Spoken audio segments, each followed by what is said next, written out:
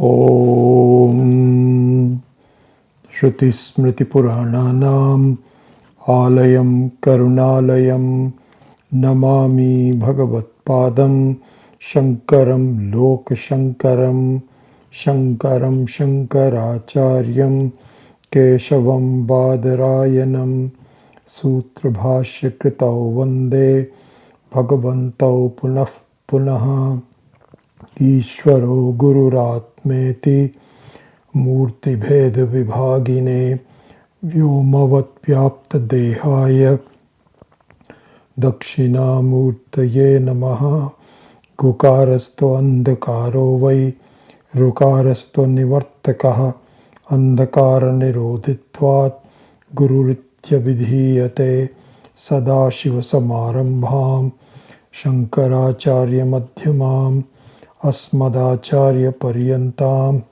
Vande Guru Paramparam.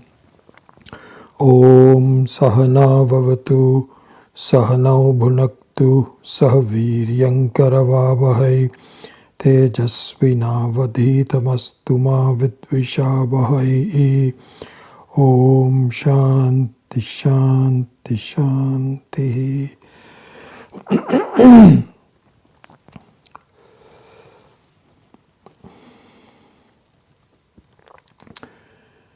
So today is the Mahashivaratri, and a very auspicious occasion for Hindus.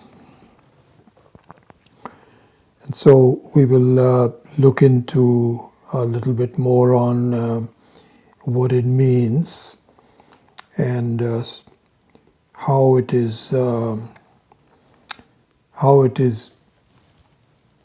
beneficial to us. What is the blessing? So if we start with a normal view of Shiva, if you were to ask Shiva, for anyone, who do you think Shiva is? The answer will be a Hindu god. And this is not a wrong answer, but an incomplete answer. And it's an incomplete answer because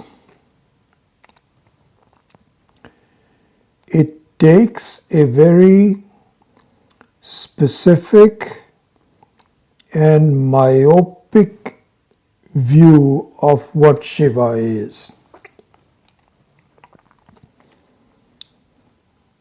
And as we will see in our exploration today, it is much more than that. So it's not as though it is incorrect, but it is totally incomplete. Just a very small portion of what Shiva is. This is our topic of discussion and exploration today. So the normal view is that this is a Hindu god. And what that means is that there are many gods, and some of them are Hindu gods, and one of the Hindu gods is Shiva.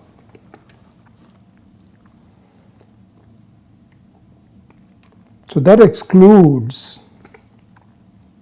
the other Hindu gods, Vishnu, Brahma, Ganesha, and so on, Devis. Isn't it? This is a specific Hindu god. And we look at the form of the Hindu god Shiva, adorned with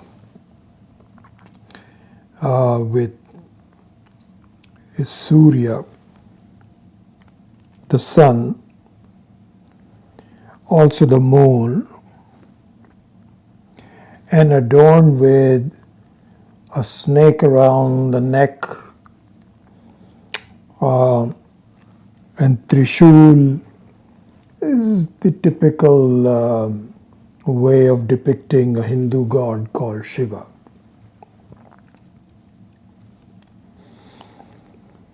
Now let's start to explore and expand our view of Shiva. So here is the situation that we find. In all spiritual and religious traditions, all spiritual views, not just traditions, but beliefs and views and understanding, in all of them, the concept of God is that it is without form, called nirakaraha.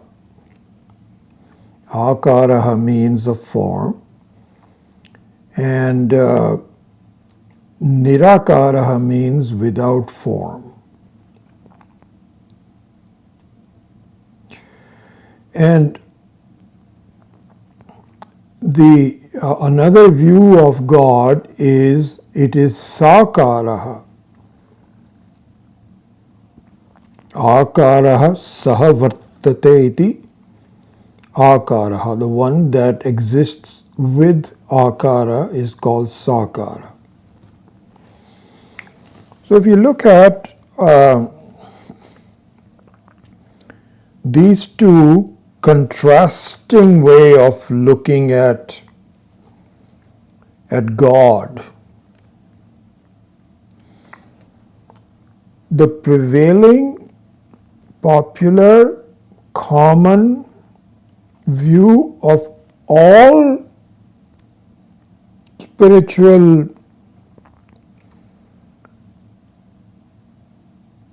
beliefs, spiritual views, whether it is Buddhism,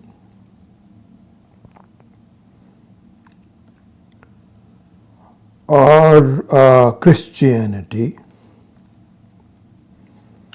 or Islam,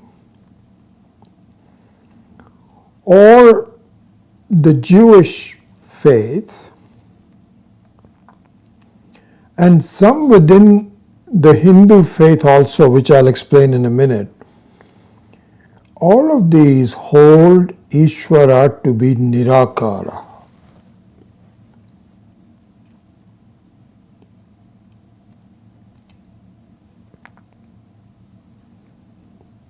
Their gods to be Nirakaraha, without form.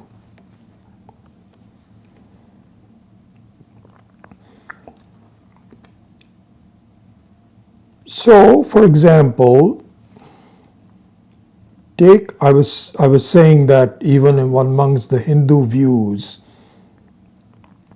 there are some who think of Ishvara as being Nirakara. So you know the history of how Arya Samaj was brought about.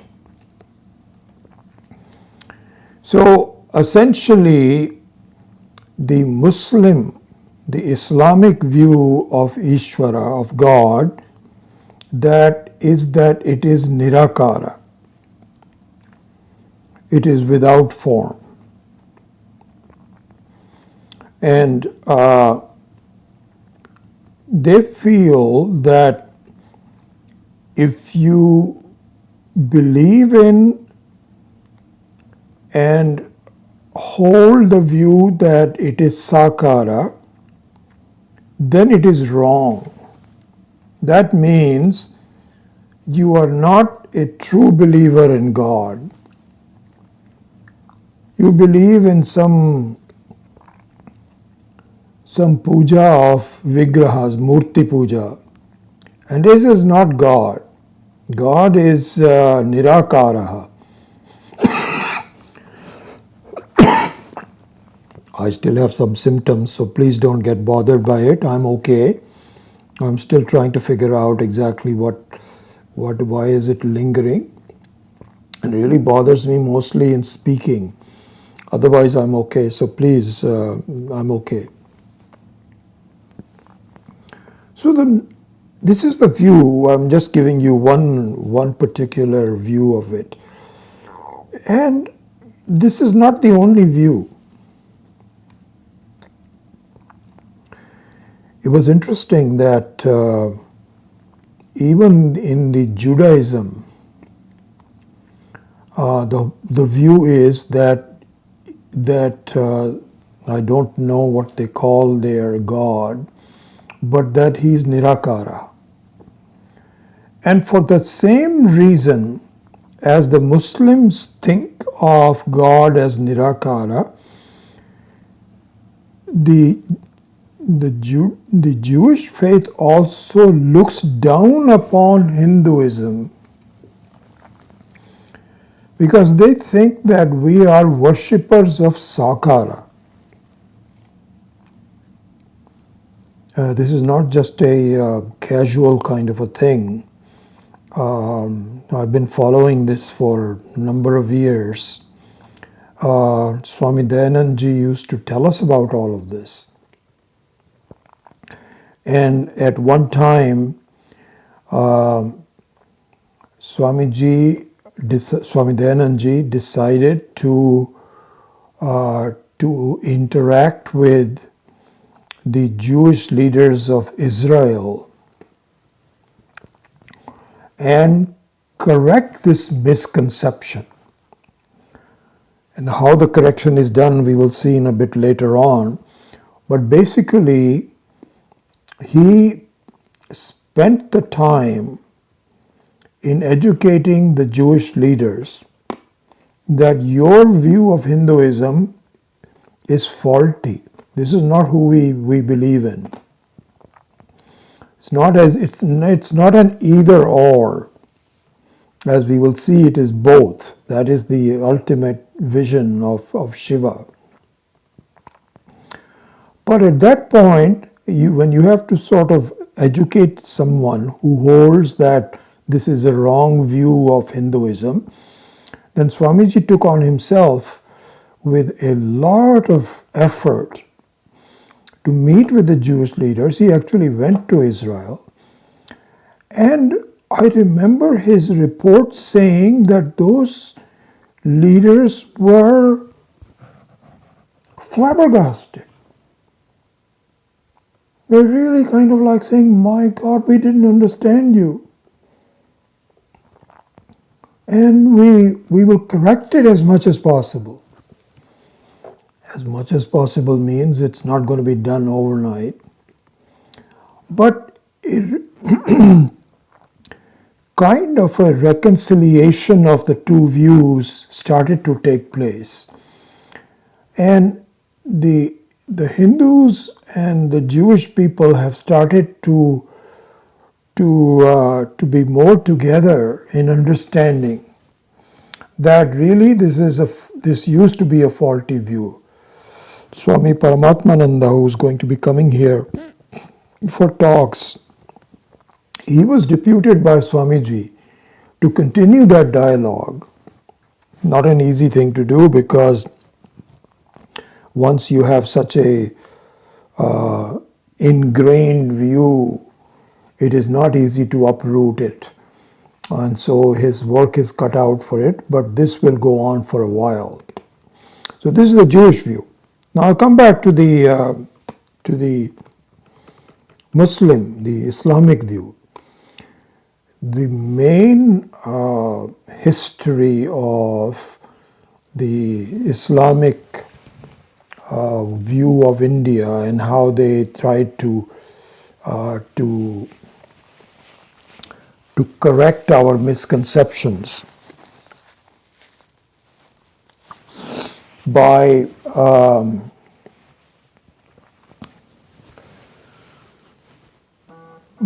not only conquering India, but to destroy the symbols of Sakara. One Interesting thing I remember reading in Swami Maheshananji's one of the books that he had. I think it was on Rudram, if I recall, this was mentioned. So he says that Mahatma Gandhi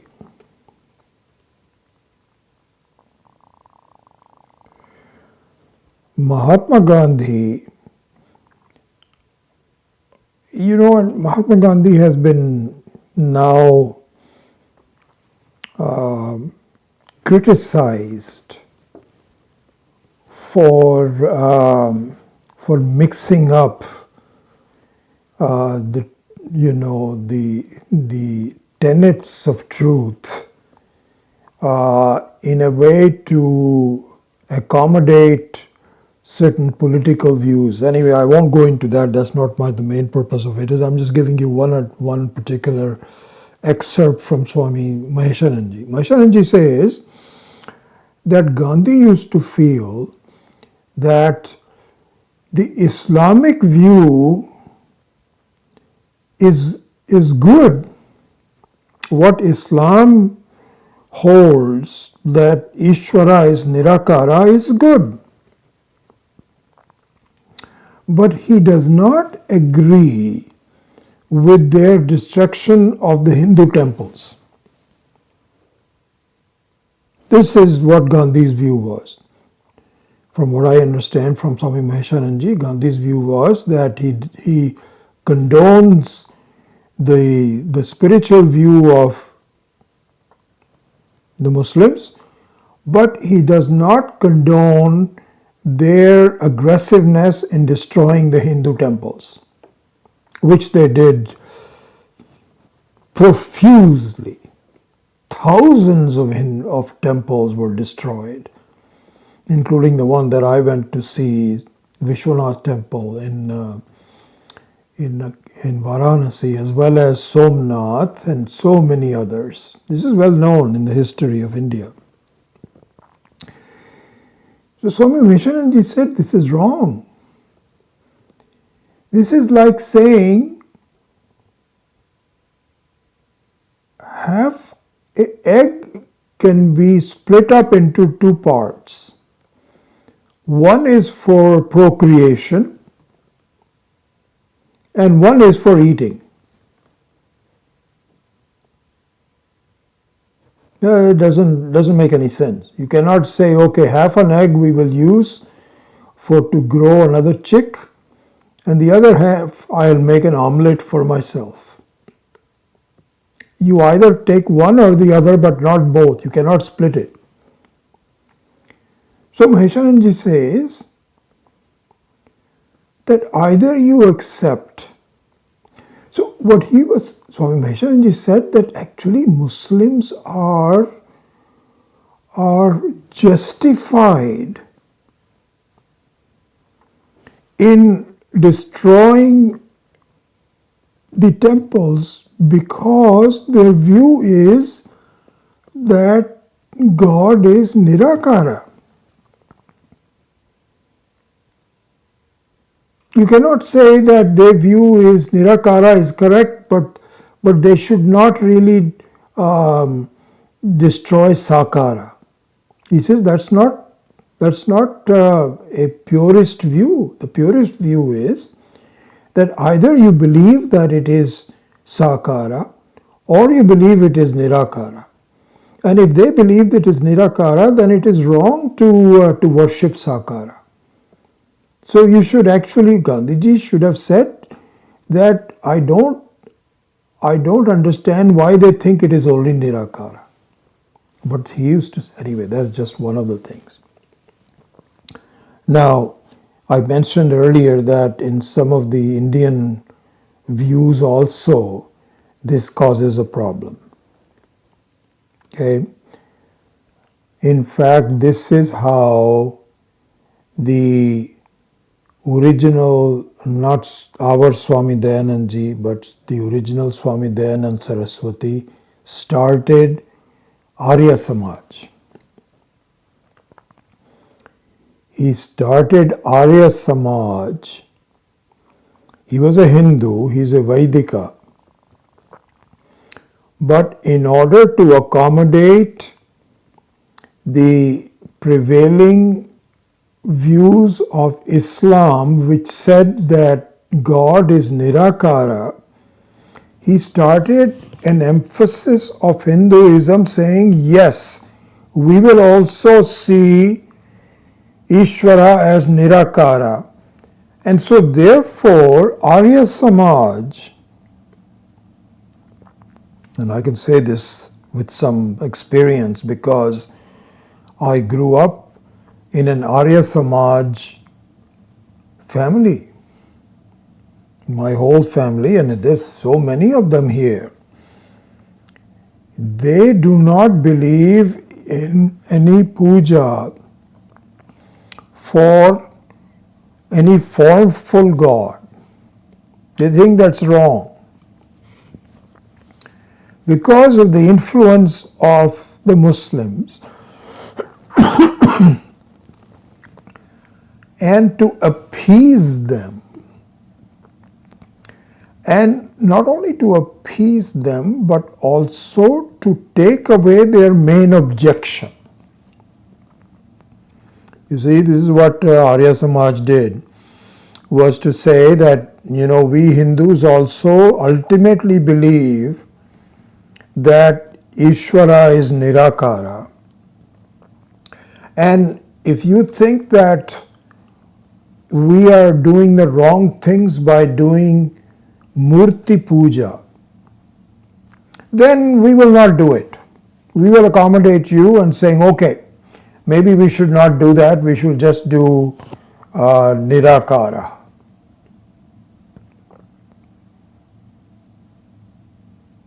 This was Arya Samaj, and this is their view, as opposed to Sanatana Dharma, which is our Sampradaya, which we will go into in a minute. I'm just giving you the background for this. So in summary, all religious thoughts, and by the way, the same thing is true for Buddhism. Buddhism, of course, goes into, they have some other strange ideas that really there's no form at all. It is just ultimately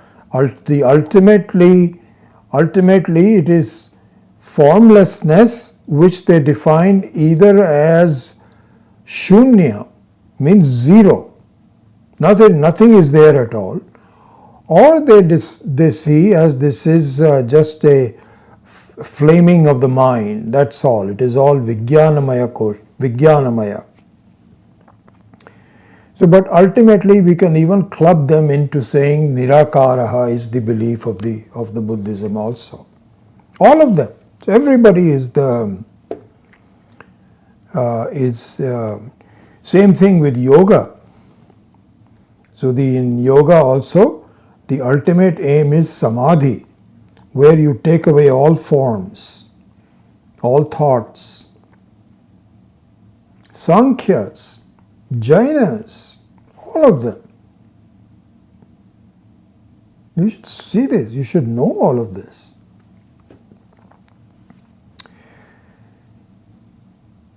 So, to now start the new dialogue, which is a comprehensive and accurate dialogue, examination of who Shiva is. I will just recite one thing. It was interesting. I was reading the book by Swami Akhandanandji. Just a wonderful exposition of this whole thing. Just absolutely so insightful, so truthful. So he was saying, by the way, there is I think I've mentioned this to you before, there is a book written by Swami Akhandanandji, which is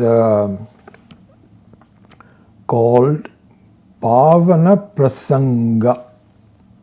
So this was sent to me by Swami Tejomayananda of Chinmaya Mission. So he had sent me 2 books, and one of them is what is called Pavana Prasanga. Pavana means full of blessings, purity, beauty, called Pavana. Prasanga means relationships, experiences. The blissful I wouldn't use the word blissful. I avoid the word bliss because Swami Dayanandjis were saying it's a very vague word. Very vague. It doesn't really have a meaning. So as you know, I don't use the word bliss at all. Just simple peacefulness and happiness is enough.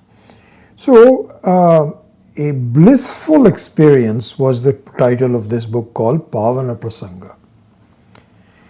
And it has, I don't know the exact number, it has something like at least 15 different Mahatmas that Swami Akhandananda met in his life and had a lasting relationship with. And this is a remarkable book. It's all in Hindi. And this is my bedtime reading. 1 hour before I'm ready to go to bed, I just read a few chapters, I will say chapters, few pages of this book. I'm only half done. And I thought this would be just a biography of various people that he would meet. But it is much more than that. How? Because in the process of describing these Mahatmas, and by the way, one of the things that we should learn I should learn when I read books like this, Pavana Prasanga and so on, there are many Mahatmas in India.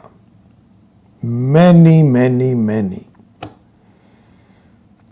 And 99% of them you don't know about.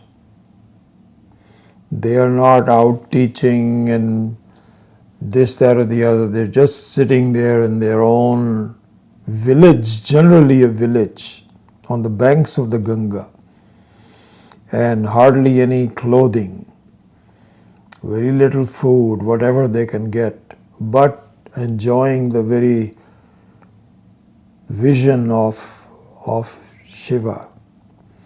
And how they and if you ask them how they present their views, all very consistently, and all having the same ultimate goal, is a marvelous thing to see. Anyway, I presented that as a way of sort of starting this description of Shiva. Okay, a more comprehensive description of Shiva. So Swamiji says that, I'm talking about Swami Akhandananda ji here.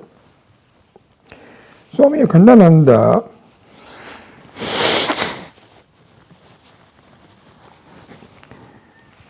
was influenced by a number of Mahatmas. He met so many of them. Swami Akhandananda ji was born in the year 1911, and he took Mahasamadhi in 1987. To give you his time. And he really became a sadhu at a very early age and spent a lot of time imbibing the wisdom from the various Mahatmas. And his memory of their names and their views and so on is marvelous. So it's a very impressive book. In that book, he says The main person who really taught me about the essence of the Atma, the essence of Shiva, was a person from Odisha. And he only refers to him as Uriya Baba. Uriya means the one who belongs to Odisha. And Odisha has a very long spiritual tradition. In fact, one of Shankara's mathas is in Puri, which is in Odisha. So his main teacher was this person who he calls Uriya Baba. And he says, this is a very humorous thing. He was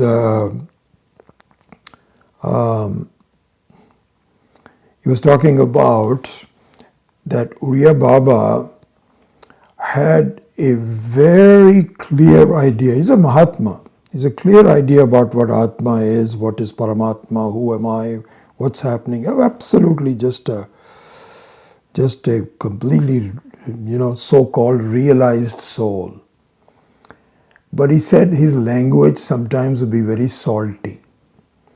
He would not hesitate to be rough on people. Okay? So here is what transpired, and this is the beginning of the complete understanding of Shiva. I'm just taking it as a starting point. So he says that one time there was a sadhaka. Sadhaka means that people who they really want to know. They're not just flighty and on one of the things that you do on the side is Vedanta and so on. This is it. This is my life. And they are in the search of truth, and they approach with various Mahatmas. So it's one of those sadhakas that approached Uriya Babaji and said, Babaji, Ishvara is Nirakara, isn't it? And his assertion and question was, of course that is the case, isn't it? Don't you also think so? And Swami Akhandananda says, Swami Uriya Babaji said, Agar Hindi, I'll tell you that in Hindi, अगर ईश्वरा सिर्फ निराकार है तो जो साकार है वो तेरा चाचा है.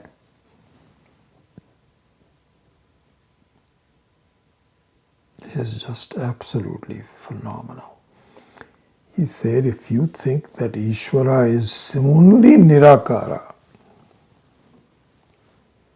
you think that the Sakara is done by your uncle? We have an enormous set of experiences in our life. Enormous. We all know that. Supplemented with both the local, the Prithvi, the stars, heavens, karma, there is enormous experiences. It is all sakara. All sakara, isn't it? Because any view of the world, any thought of the world is sakara. And some of the thoughts of the world are supported by your sense organs and sense objects, like the sun and the moon and the table and so on. Some of them is not, because they're not supported by any sense organs, like in the dream. But regardless of whether it is in a waking state or in a dream state, it is all sakara.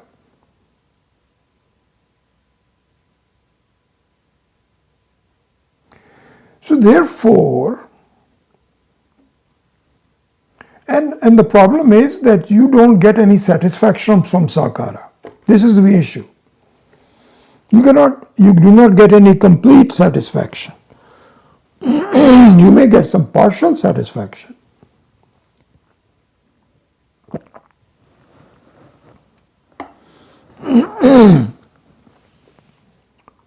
But it leaves you high and dry. That's a different matter altogether. And in fact, it's not a different matter.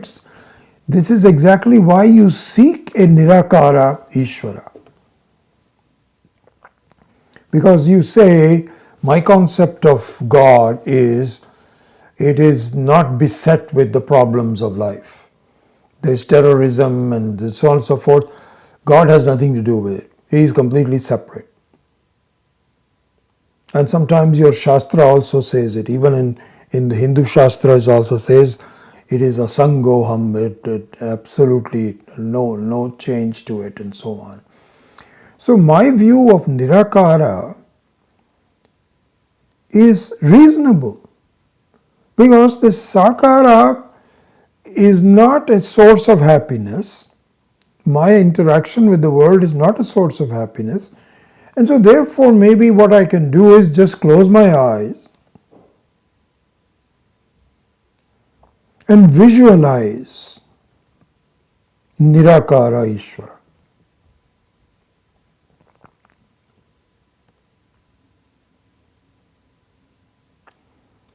But if you visualize Nirakara Ishvara, formless God, you visualize that. You believe in it. You are committed to it. You are pursuing it. That's your goal. Like it appears to be in all of the religious and spiritual disciplines of the world. What about the Sakara world? Who does that belong to? Does that belong to your uncle, as Uriya Babaji said in his salty language?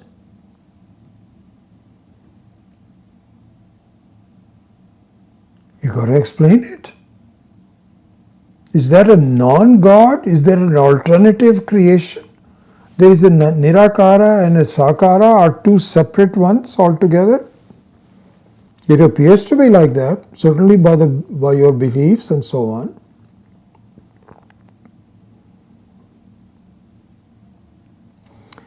Swami Khandananda ji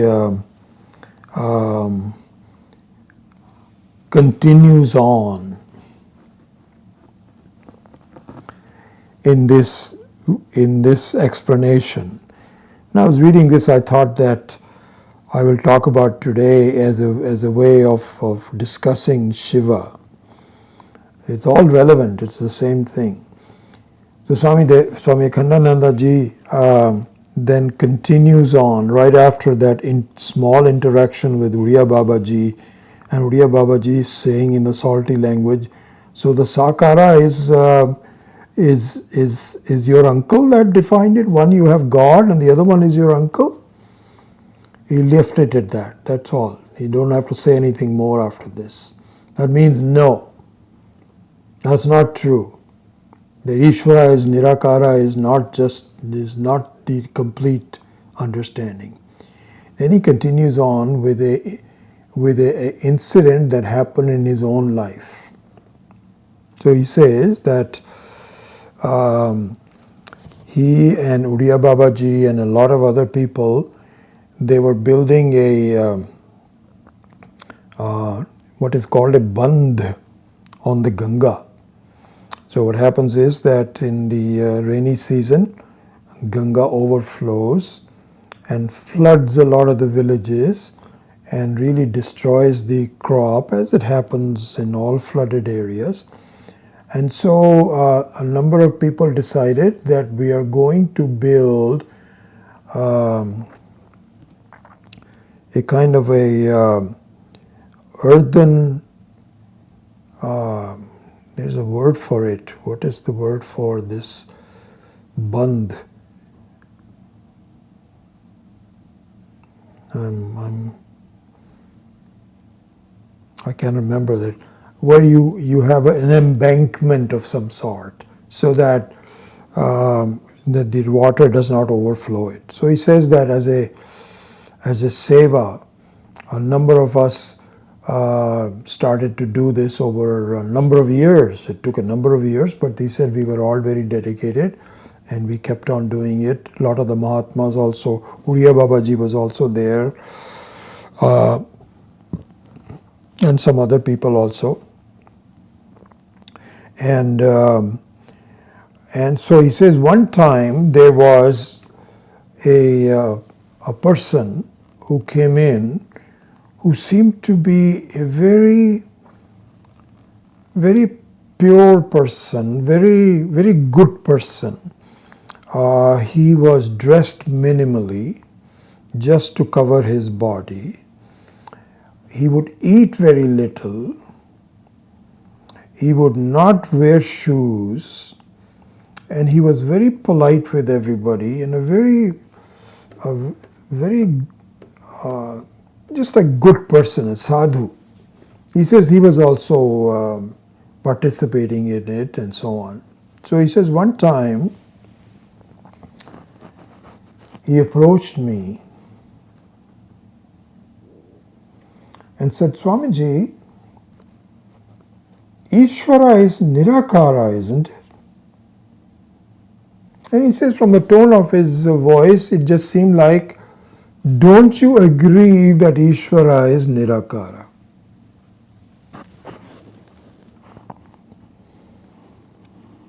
So Swamiji said,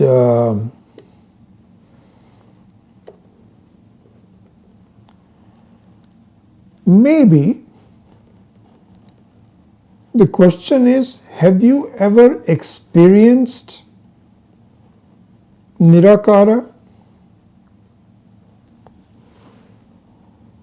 So this other person said, no,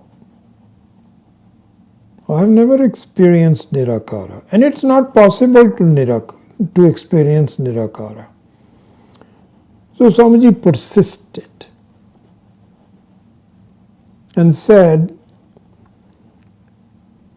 so perhaps some of the Mahatmas may have experienced it. Like Vasishta, the teacher of Sri Rama, he might have. Yajnavalkya, the most revered Rishi of Brihadaranyaka, he might have experienced it. Vishnu may have experienced it. Brahmaji may have experienced it. Isn't it? Maybe you and I have not experienced the formless God, but these well recognized, even the word Mahatma is not adequate for them. Super Mahatmas, they must have experienced it, isn't it? So the person said, Swamiji, what are you talking about? It is not an experienceable object. They cannot have experienced it. So Swamiji persisted in the dialogue and he said, okay, if that's the case, if they have not directly experienced it, forget the word directly, if they have not experienced it, experience means directly. It's a superfluous word. Have you had any experience? That means that you had a direct interaction. So he says that if that's the case, if Vasishta and Krishna and Vyasaji, or who you could name the best people that you can think of, if they haven't ever experienced it, then it is purely a matter of imagination, isn't it?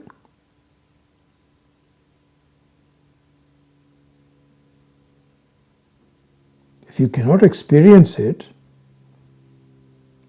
because you only have experiences of things that are there. You cannot just say, the horns of a rabbit. Nobody's ever seen it, but you can visualize it.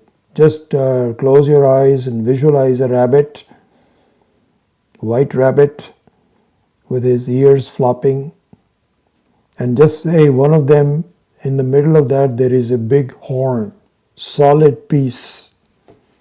You can do that, but this is not an experience, because this you cannot even. It's even hard to even visualize. Forget about experiencing it. So if Nirakara can never be experienced, and has never and has never been experienced, then it is purely imagination, isn't it? So Swamiji says this person was taken aback a little bit, and he says, okay, I see your point, but how do you explain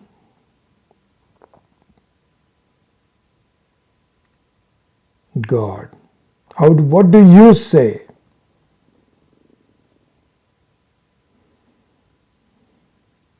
What do you tell me what the answer is?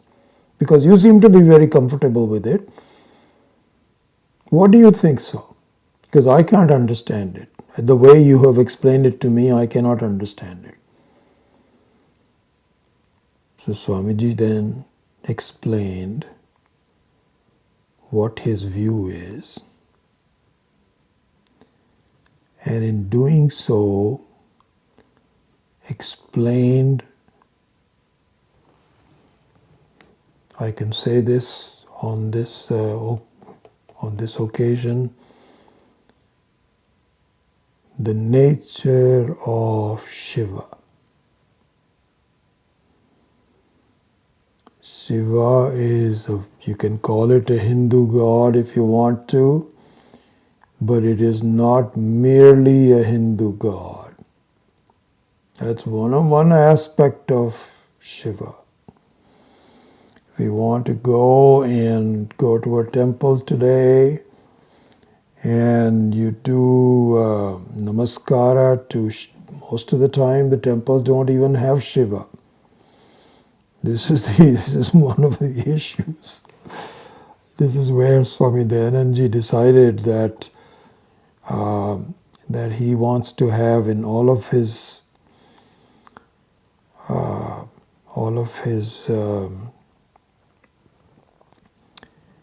ashramas a temple with Shiva in it. Dakshinamurti is just a Shiva.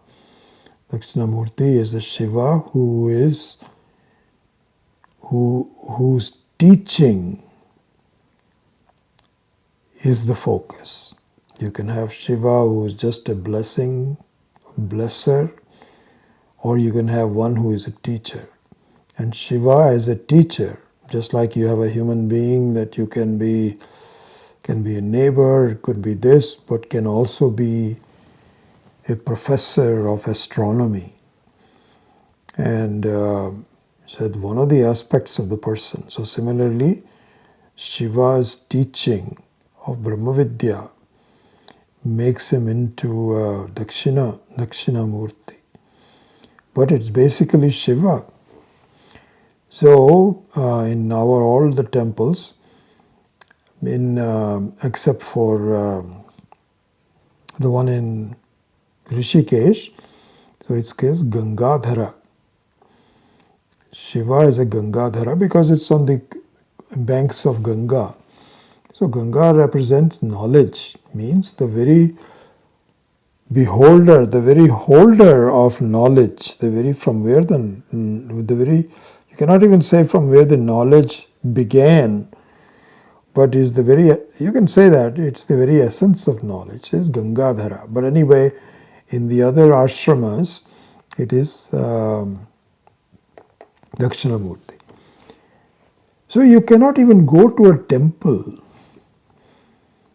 where Shiva is normally, you'll see Rama and Sita, Krishna and Radha, uh, and Ganesha and Kartikeya, and so many different ones. But Shiva is usually not even found. But if you can find it, find. This is good. So please, that's one aspect of it, which is Swamiji then in replying saying, reply to the person is saying, what is your view? If you think that it is not Sakara,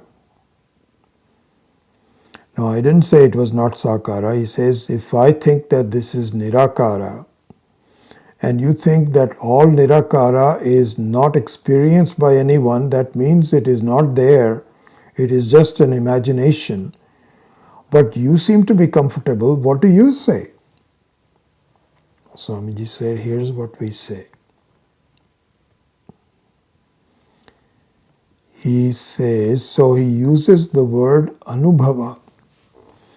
The word Anubhava in Sanskritam means an experience. Right? We know what experience means. We know what experience is. So the Anubhava is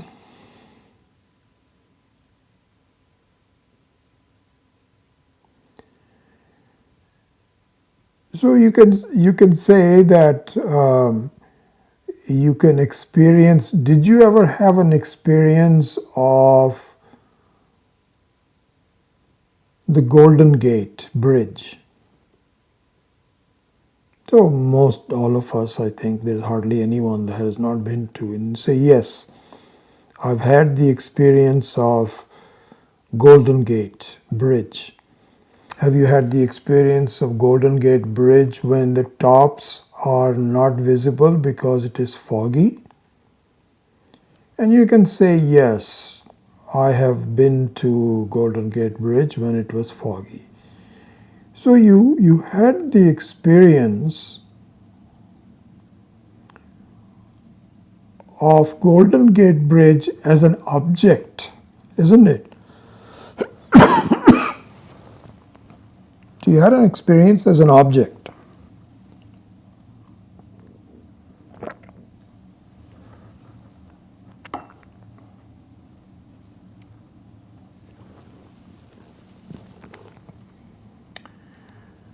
And can you say that it is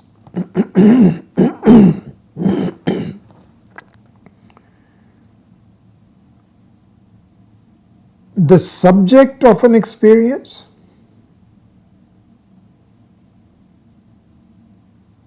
Anubhava? It's not an object, but it's a subject. You cannot say that. You cannot say this is a subject. Then what do you say? What is? Swamiji says, we say that Ishvara, Shiva, Brahman, all the same thing.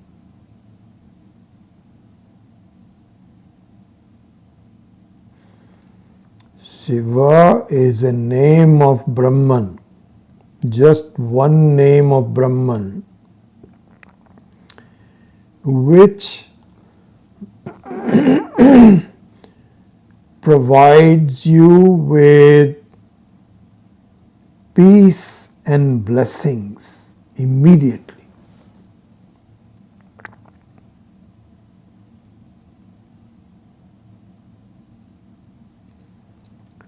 So now the answer. Anubhava, the experience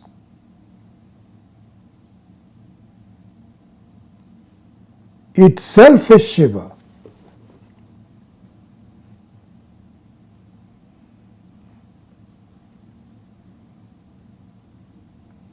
It is not the object of experience, it is not the subject of experience, it is the experience. How does that help me?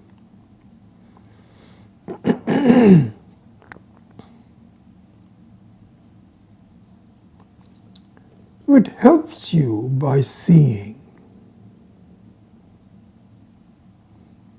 that any experience is nothing but Shiva. Any experience is nothing but Shiva. How?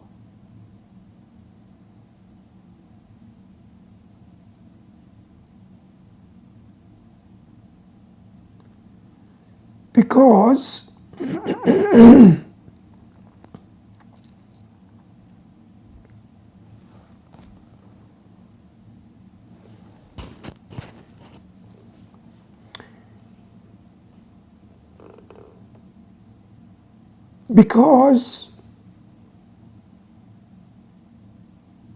what it is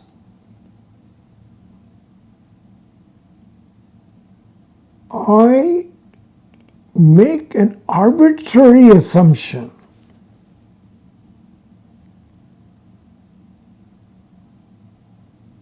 that what I experience is not Shiva.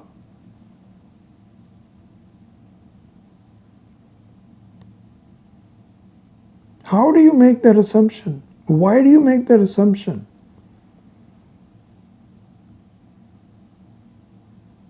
There's no basis for it.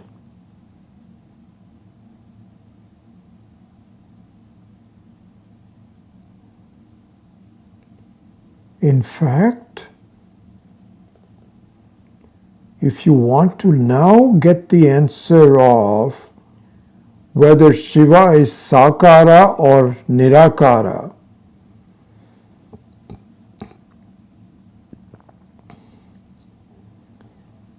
the Nirakara Shiva is yourself. That doesn't need anyone. And Sakara is one which is the expression of the Nirakara.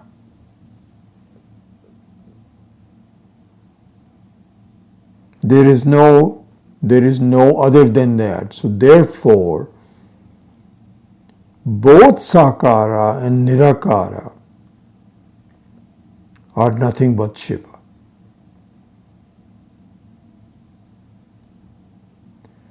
And if you want to really understand this as an aparoksha anubhava, your own personal life, your own personal situation, then you should see that you are in fact an unchanging person, forever new, untainted by any experiences, point to point to point, brand new. I.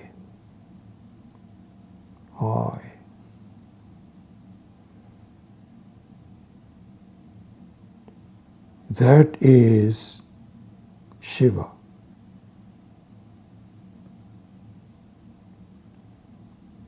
That nature is non-different from Shiva. In fact, you as an individual are not there. It is only Shiva.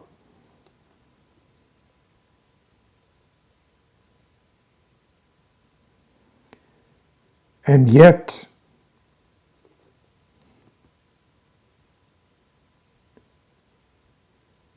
what you experience in life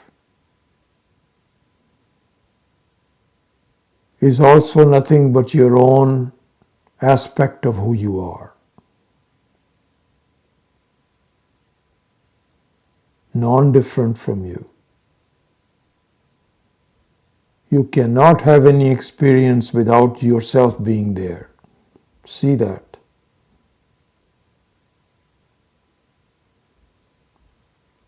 It does not stand apart from you. It cannot.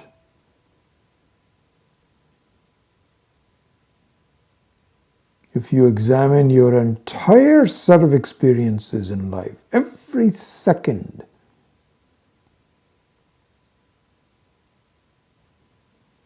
it has a form which needs the formless, which is you.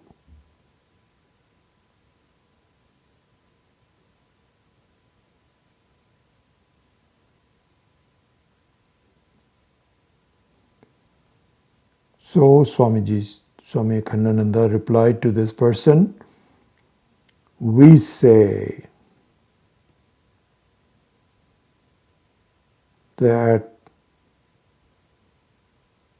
God is not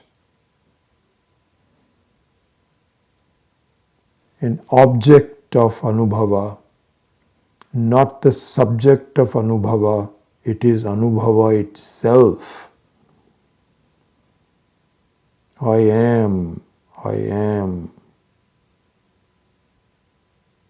Itself is the experience. And it has a form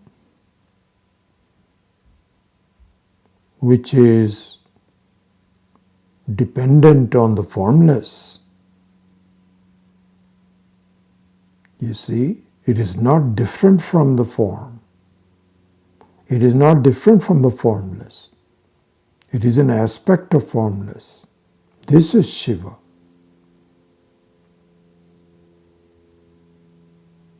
See the beauty of it, the magic of it.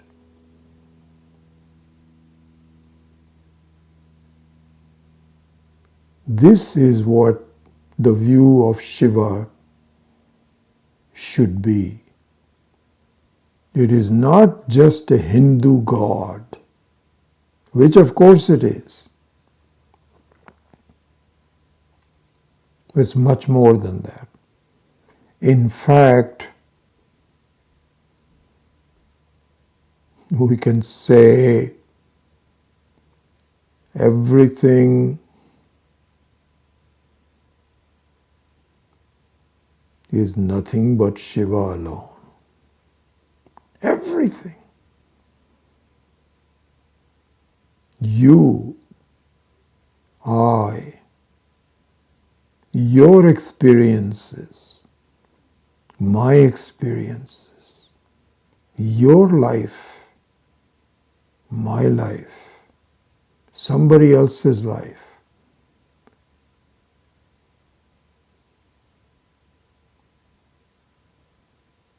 all has both ingredients, both aspects. The formless, never born, always there, peaceful. When you remove the mental issues of the Jagrat Avastha and Swapna Avastha, secure in itself. This is the truth of Shiva.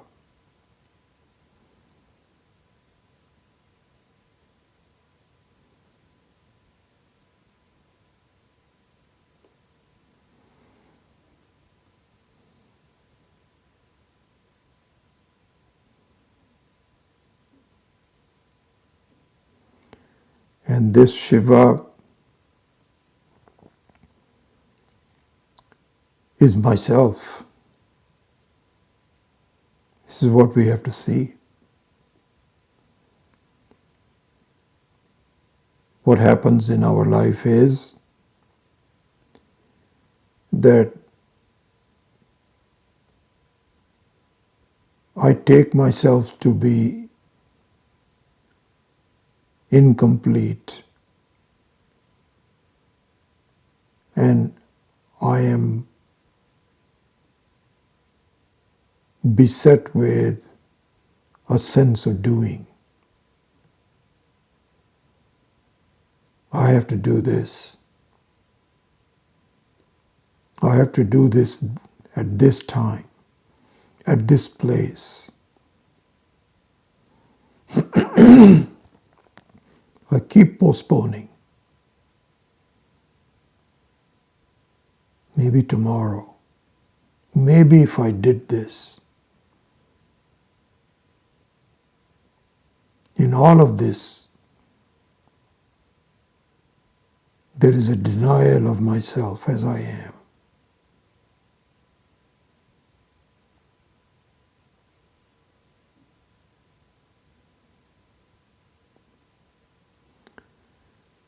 There is a very beautiful word in Sanskrit called avagya.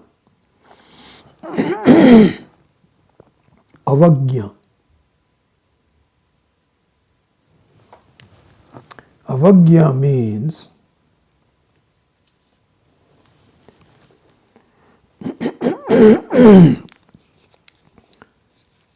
I think the best way to understand the word avagya, the best way to define the word avagya is insult. The ultimate insult is called avagya.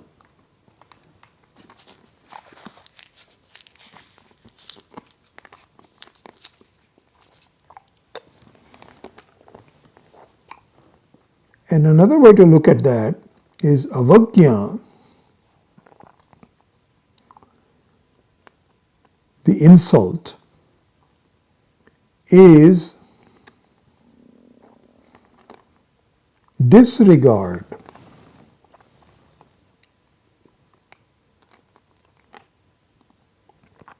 Disregard. Like for instance, suppose you a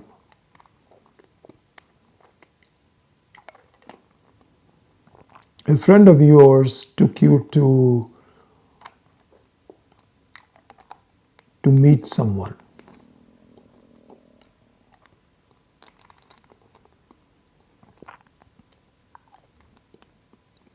And introduced you and said, "This is my friend," and perhaps described you a little bit. He used to work with me and he's capable of doing, whatever. Now the person that you are visiting, suppose, is totally talking to your friend who took you. Totally talking. In fact, if both of us are sitting there, he's only looking at my friend, talking to my friend, completely disregarding who I am, as though I don't even exist. So somebody brought his friend with them, and yes, he introduced me, but I just want to talk to you. This is called avagya.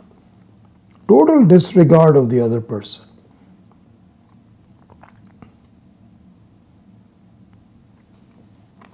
This is what we do in our life.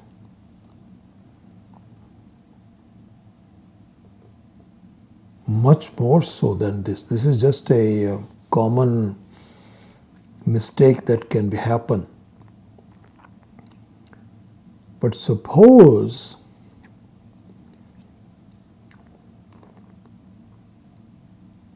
you meet someone who is actually supporting you in your life, in material support, is the thought support, everything. And suppose you disregard that person. What kind of situation would that be in? How will can anybody condone this? Are you stupid or what? And yet this is what we do. We disregard Shiva.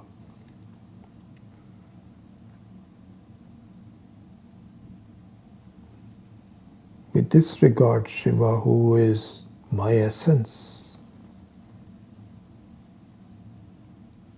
Oh, he's just a Hindu god. So what about you? Oh, I'm all different. I'm just,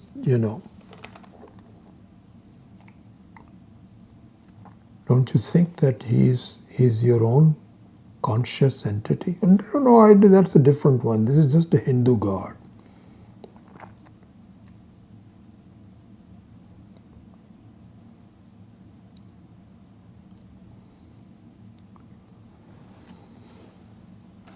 I don't even know how much time we have spent. So it's an hour and 10 minutes.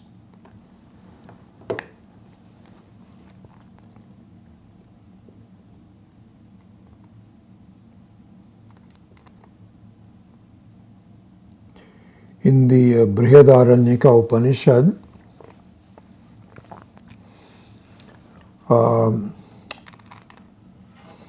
I was looking into this. There is a verse which is Brihadaranyaka 231, 2-3.1. And it says, Dve vava brahmano rupe murtancha amurtancha.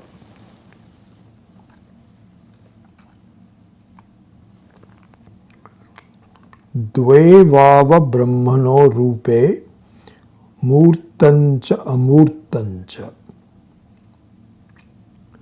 He says, you can see that there are two, he use the word rupe, which is a form. You can say there are two forms. Interestingly enough, you can say there are two forms of Brahman. One is Murta. Murta means which is Sakara, and Amurta, which is Nirakara. So this is kind of interesting. You can say Dve vava brahmano rupe. There are two forms of Brahman. One is formful, one is not formful. So you are saying non-formful is also a form. So the word rupe here means aspects. Aspects of it. Dve vava brahmano rupe murtancha amurtancha. This is 231. Then, there's a very famous mantra from Brihadaranyaka and also from Kathopanishads and others. Athato adeshaha neti neti. Athataha adeshaha neti neti. This is 236, 2-3-6 of Brihadaranyaka Upanishad.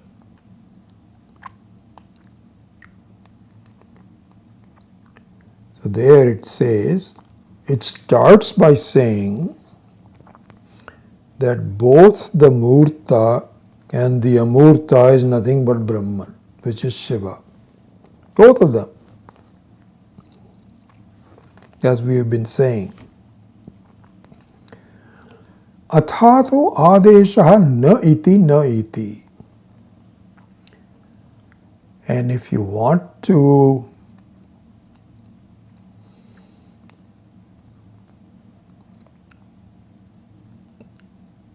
purify this further, you want to look at this, you want to reduce these options into one, if you want to do that. It's kind of like the essence. That's what Vedanta is. Vedasya antaha means it is the very essence of the Vedas. Like you keep on distilling things and distilling things. What is left there is given in this Adesha Naiti Naiti. So what that means is that you should see both of them are the truth of Brahman, Murta and Amurta. But if you want to continue to distill it, the Murta, the Sakara, the experiences of life, etc.,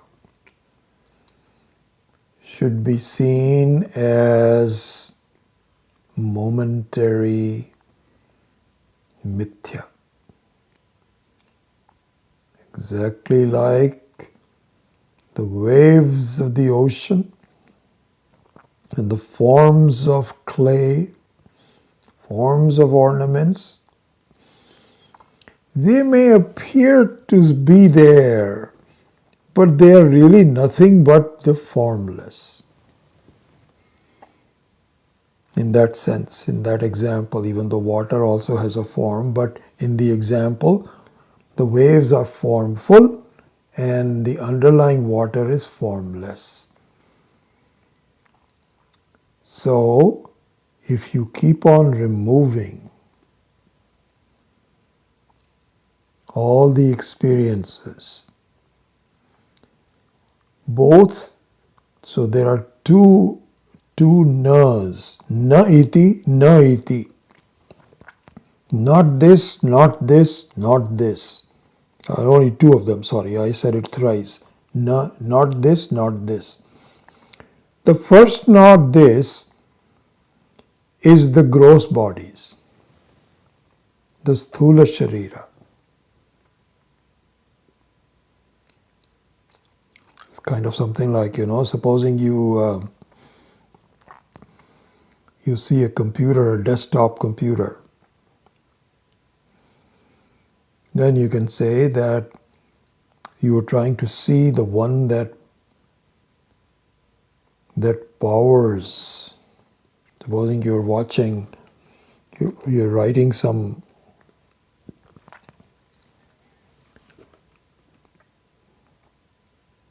text on the screen. You're writing an email. You're looking at it. It has two parts to this. One is the hardware, which is the sthula sharira. And the one is the software.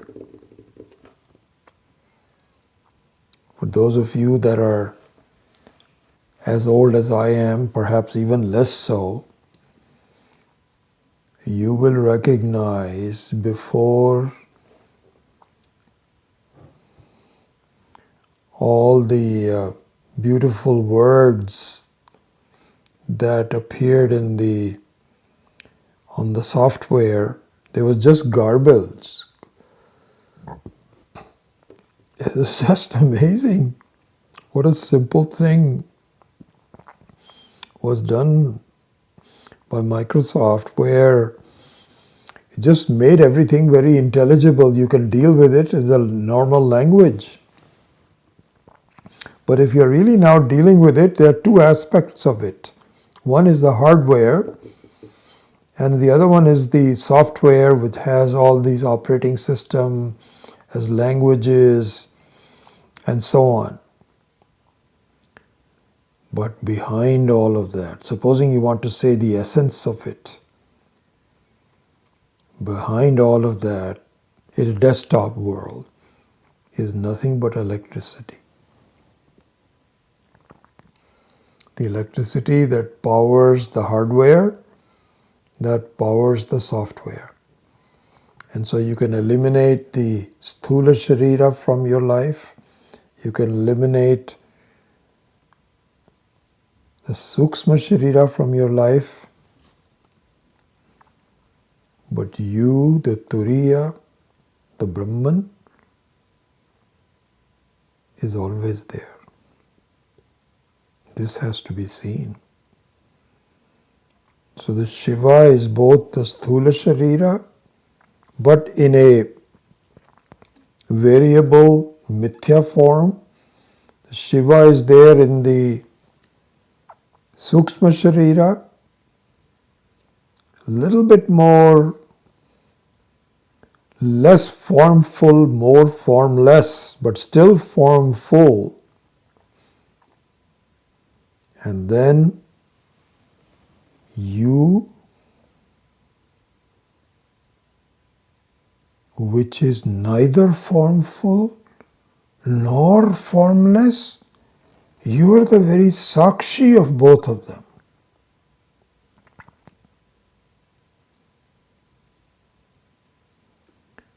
And here Swami Maheshananji makes just a beautiful point. I'm sorry, Swami Akhandanandaji. Since I'm reading both of them, I get mixed up sometimes. Swami Akhandananda makes a very beautiful observation. He says, in wrapping up the ever-presence of Shiva, in wrapping it up, he says,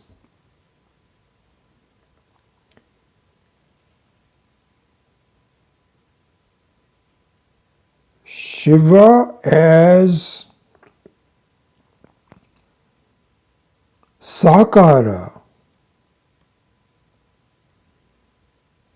is the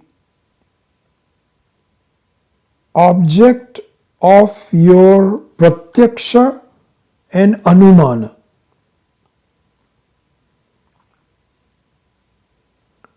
You see, if you open your eyes or close, doesn't matter whether you close your eyes or open your eyes, but if you look at the experiences, then it is the same Shiva that you experience as something which is momentary, flowing, continuously flowing. Pratyaksha and anumana, because you can see that it's flowing due to some laws. It is not completely random, it is somewhat random. Eventually nothing is random, but it may appear to be random, so you can visualize it. So this is where it is. It's a question of your own kalpana, your own thinking. It is the object of your thinking. It isn't really an object of your experience. Shiva. And the same Shiva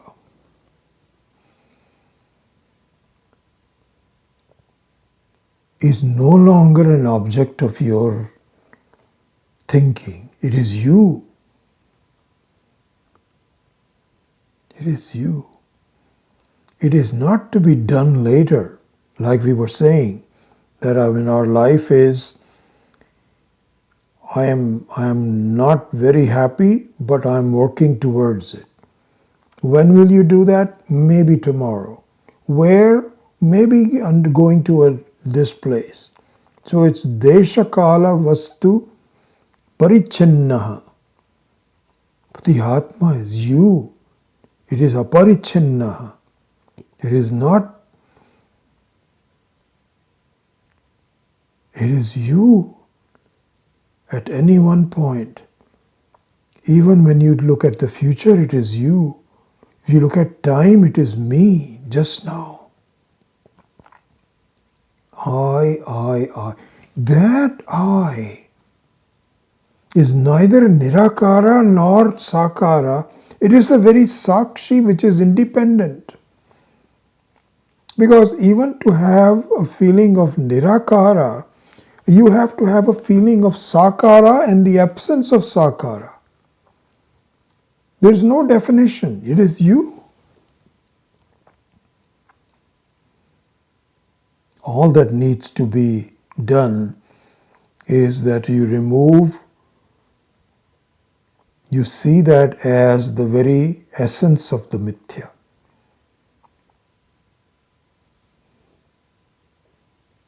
where the adhisthana for the mithya, all the mithyas whose main source of beingness is you. So therefore we can say that the Vedantins, Sampradaya's view of Shiva is,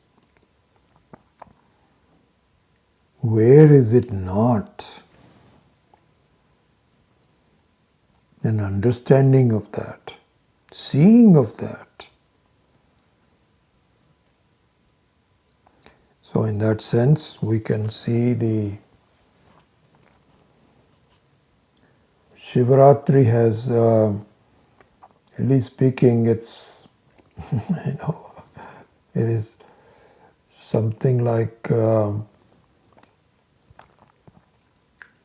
Mother's Day or Father's Day, as though you're supposed to appreciate your mother only on one day, and the rest of them you can forget about her. So the Sivaratri also is something like that, where you say, on this day may I pray to Shiva. That means on the other days you don't pray to Shiva.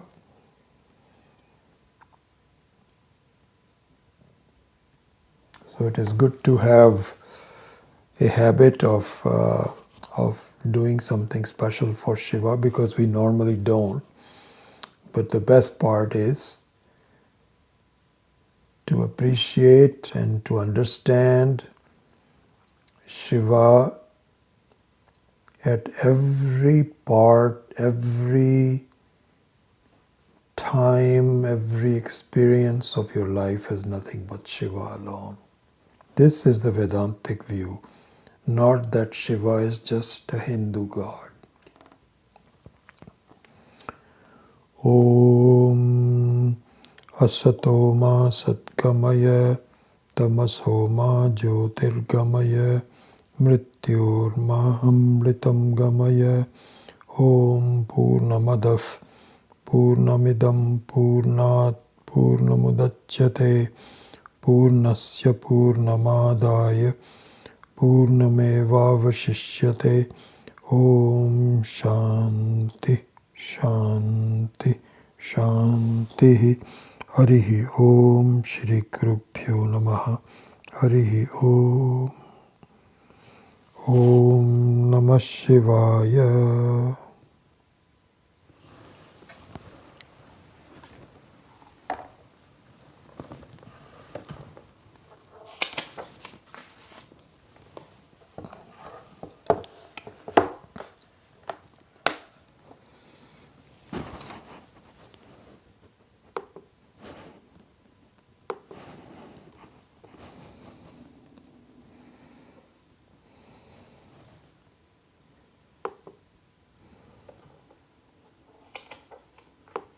Only on one day, and the rest of them you can forget.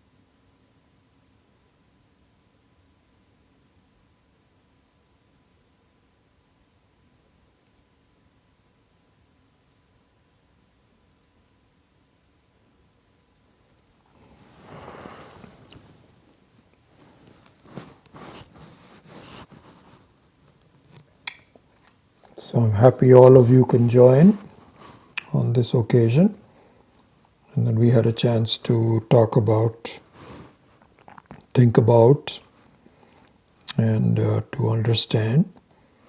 So very happy that all of you can make it, and